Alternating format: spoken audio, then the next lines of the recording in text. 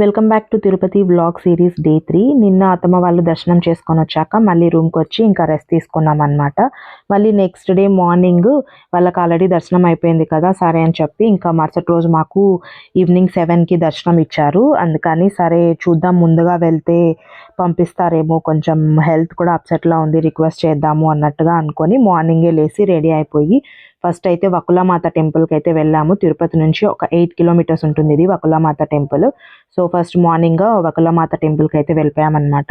So ఇక్కడ పైనుంచి అయితే మనకి కొండలు వ్యూ ఎంత బాగుందంటే చాలా బాగా నచ్చింది నాకు కూడా. అక్కడ టెంపుల్ చాలా రోజుల నుంచి అనుకున్నాను, బట్ వెళ్ళలేదు.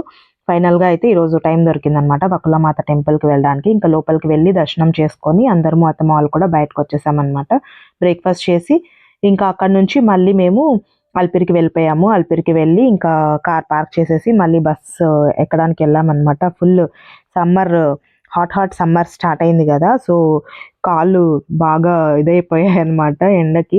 ఇంకా తర్వాత వెళ్ళి బస్ ఎక్కేసాము. అత్తమ్మ వాళ్ళు కూడా కొండపైన పాప వినాశము అవన్నీ చూద్దాము అని చెప్పేసి అనుకున్నారు. అందుకని ఇంకా కొండ ఎక్కి తిరుమల అయితే రీచ్ అయిపోయామన్నమాట.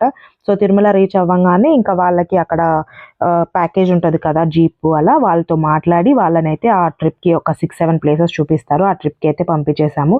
దాని తర్వాత మేము ఇంకా దర్శనంకి వెళ్దాము అని చెప్పేసి ఆఫ్టర్నూనే వెళ్ళామన్నమాట. 12:30 అయింది మేము వెళ్ళేప్పటికి. ఇంకా లోపలికి వెళ్ళేప్పుడు హనీ పాప బొమ్మలు కావాలి అంటే మ్యాజిక్ స్లేట్ ఒకటి తీపిచ్చామన్నమాట. అదే బతికించింది మమ్మల్ని క్యూలో.